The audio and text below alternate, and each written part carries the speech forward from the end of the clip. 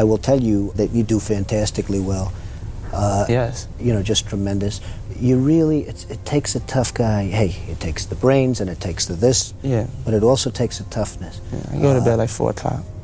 There was a huge meeting that he had to have. There was paperwork, and that's when I realized I have to do something. Combs allegedly planned and controlled the sex performances, which he called freak-offs, and he often electronically recorded them. The freak-offs sometimes lasted days at a time, involved multiple commercial sex workers. The stakes are high, and Diddy is facing multiple lawsuits from all around. With the trial date coming up in May 2025, serious accusations are coming up from thousands of alleged victims. Combs allegedly planned and controlled the sex performances, which he called freak-offs, and he often electronically recorded them. The freak-offs sometimes lasted days at a time, involved multiple commercial sex workers. How many fights did you see, physical fights, did you see between Kim Porter and Puffy? I seen 3. But in a surprising twist, Diddy does something else.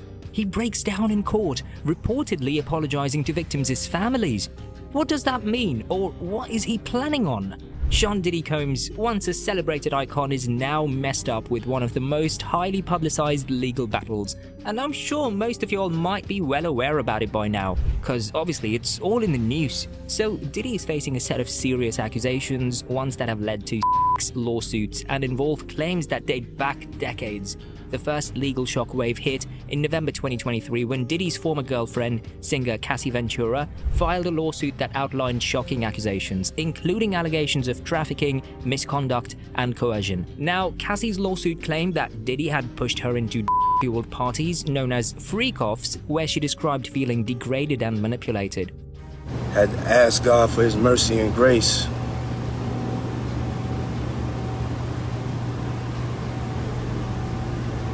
I'm so sorry. But I'm committed to be a better man each and every day. Although her case was settled privately within a day, it was that one spark which set off a chain reaction.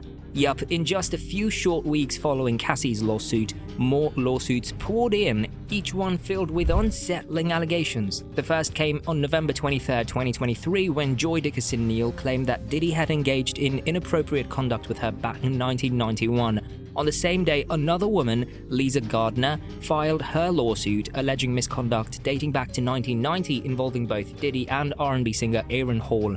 Gardner claimed that both men had manipulated her and a friend in disturbing ways, adding yet another intriguing layer to the growing list of accusations against Diddy. Just as the public was reeling from these disclosures, December 2023 brought another shocking case.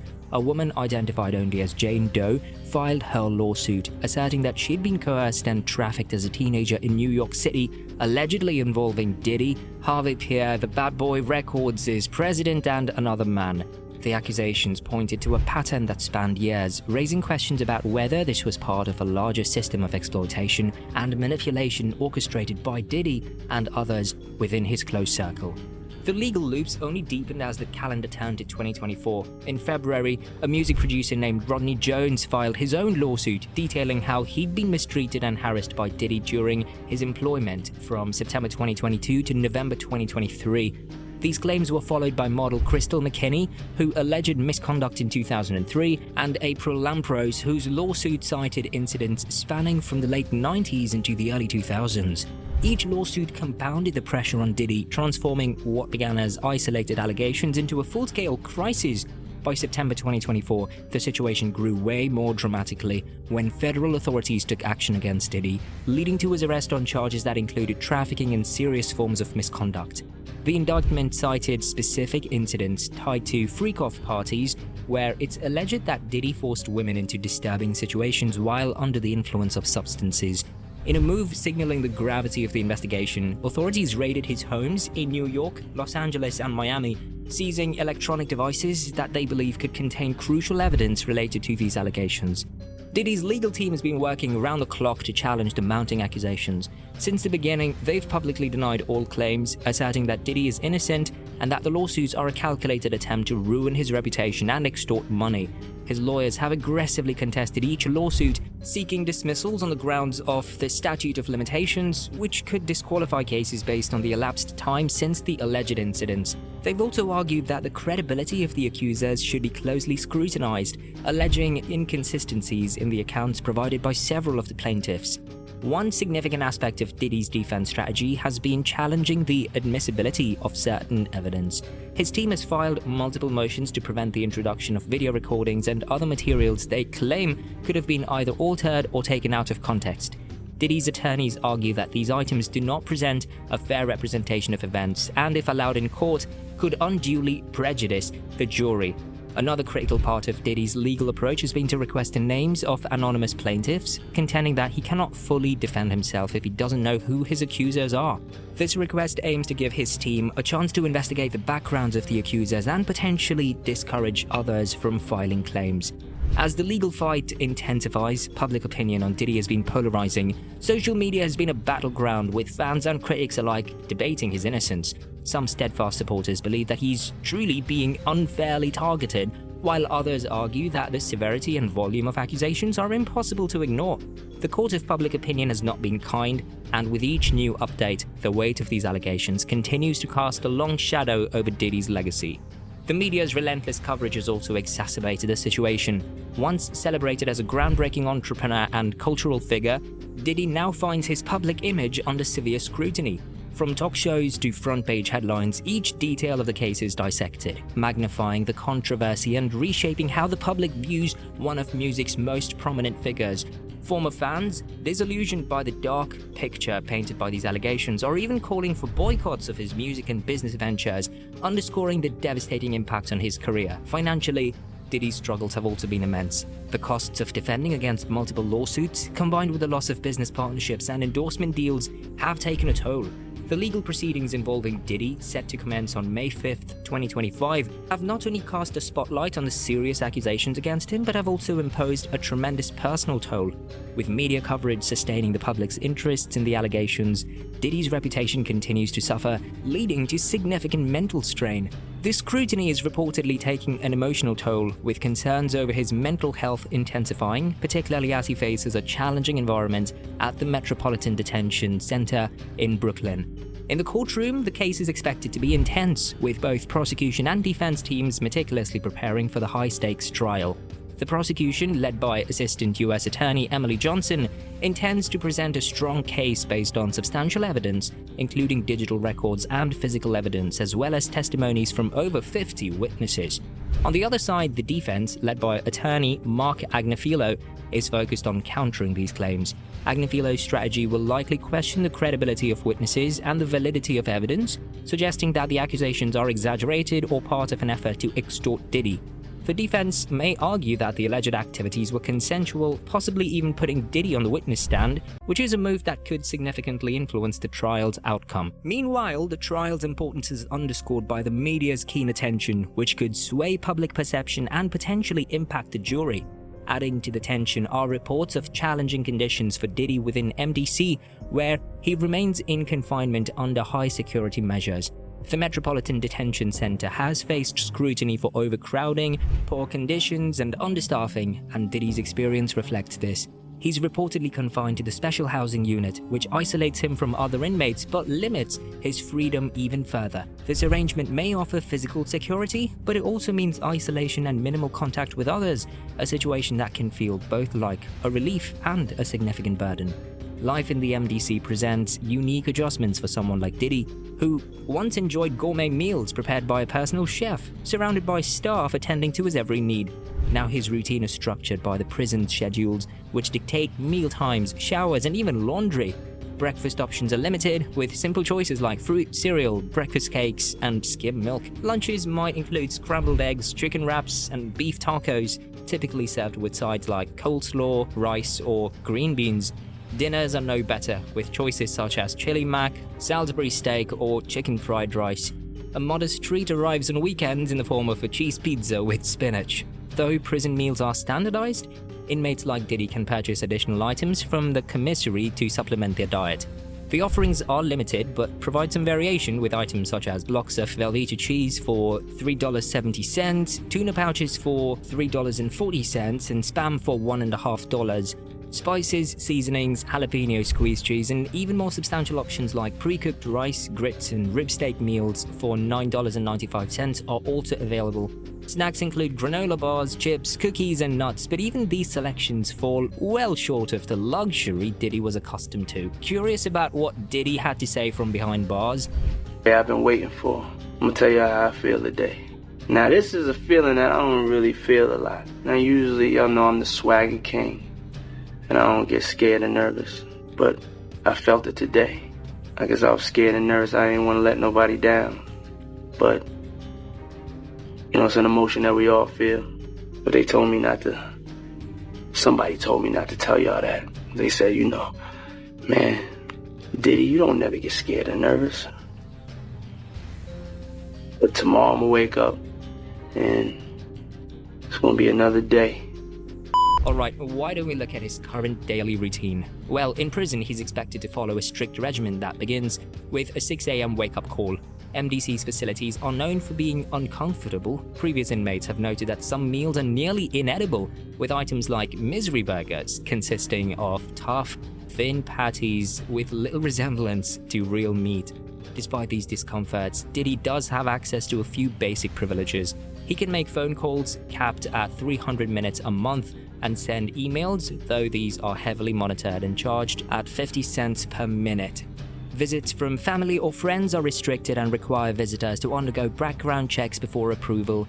Diddy's wardrobe also has been simplified. Gone are the designer labels of Alexander McQueen and Gucci. Inmates receive only 2 uniforms, 3 pairs of socks, and used undergarments. Personal hygiene and regular searches are a part of life at MDC, and strip searches can occur anytime, an experience many inmates have described as dehumanizing. These searches require inmates to undress entirely while guards inspect them, including checks inside the mouth and a detailed inspection of the body. The disparity between his former life of fame, wealth, and control and his current prison routine could take an emotional toll on Diddy as he grapples with the loss of freedom and autonomy he once enjoyed. Anyways, let's come back. Now, recently, Diddy's name has been circulating online in relation to a bizarre viral video. The footage claims to show Diddy, former President Barack Obama, and Vice President Kamala Harris in what's been described as a satanic ritual. The video has ignited heated debates and wild conspiracy theories across the internet, with viewers questioning the legitimacy of the footage.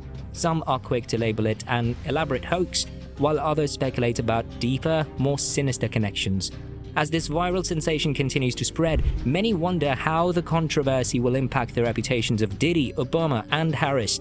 Adding to the mix, a photo of Diddy standing beside Obama went viral in May 2024, following a federal raid on Diddy's Los Angeles and Miami residences. Social media users linked the timing of the image with his ongoing legal issues, suggesting the media was hiding deeper truths. The photograph, however, was a legitimate one, possibly captured at a public event, but it still spurred debates about Diddy's connections with high-profile individuals. Although the image lacks any evidence implicating Obama, it has continued to fuel online speculation, particularly because Diddy has a history of public support for Obama. For instance, he shared a 2017 image of the two dressed similarly, captioned, "Shout out to the King, Barack Obama," which went viral again, reinforcing public curiosity about their association. Another viral image featuring Diddy and Kamala Harris has also raised eyebrows, leading to questions about the nature of their connection.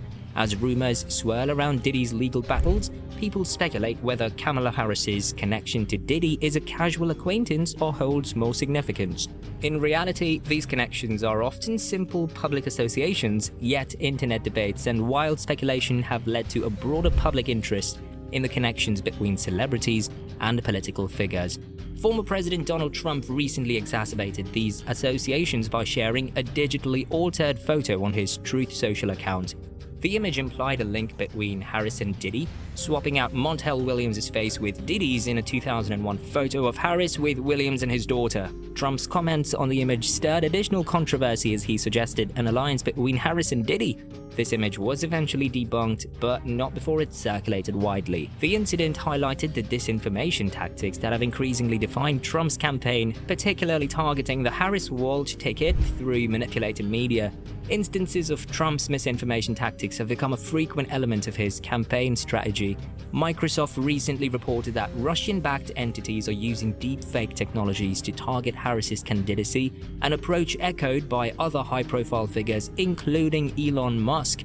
These efforts have drawn widespread criticism as images and doctored videos purporting to show celebrities in compromising situations have circulated online, including a falsified image of Harris addressing a group of alleged communists, a non-existent event quickly debunked. The 2024 election cycle is already heating up. With shocking allegations like these, we have no idea what's going to happen. Survivors like Alice and Carter have stepped forward, describing these events as disturbing gatherings that allegedly involved not only adults but also children. As more details surface, the atmosphere of these parties raises serious questions about the nature of the gatherings and why such claims are becoming more public now. They went in tactical as they were instructed to. They didn't know they was raiding Diddy's house. The higher-ups didn't tell anybody because they knew, with Diddy being a Fed informant, that he had people in the force and they wanted to make sure that went through legit. So they ain't tell nobody whose houses they was going to. And that's why you see the guns. The cops didn't know that it was Diddy's house over there in Beverly Hills around the corner from the Playboy Mansion. They didn't know until they seen the kids. Carter, a courageous survivor of child trafficking, has made headlines with her accounts of these infamous white parties. In a series of compelling videos shared on social media, she declared that these gatherings were not just wild parties, they were horrific events marked by what she referred to as satanic ritual group intercourse. Her powerful words have sparked significant conversations online, highlighting the often overlooked plight of child victims. She emphasized that it wasn't just about adults indulging in debauchery. The adults present were responsible for the children who were allegedly exploited. The response to Carter's claims has been intense. Many supporters have rallied around her, eager to bring attention to the urgent need for awareness about the experiences of survivors. Social media users have expressed their support, calling Carter's testimony a powerful truth that must be acknowledged. Following her media exposure in 2020, Carter faced significant hardships, losing her home and experiencing a decline in her family situation. In her pursuit of justice, Carter has attempted to take legal action against Riverside County Child Protective Services, claiming that they played a role in her trafficking. However, she alleges that her evidence has been ignored, leading to a deep-seated distrust in the very systems meant to protect survivors. She cautioned others to be wary of certain hotlines, suggesting they may not be as reliable as they appear. Anyways, with the appointment of a new judge in Diddy's case, the chances for significant shifts in the legal proceedings looms large. His attorney has been vocal in defending him, arguing that the evidence presented is a reflection of his personal relationships rather than any involvement in trafficking. What do you think? If you liked this video, make sure to subscribe for more content.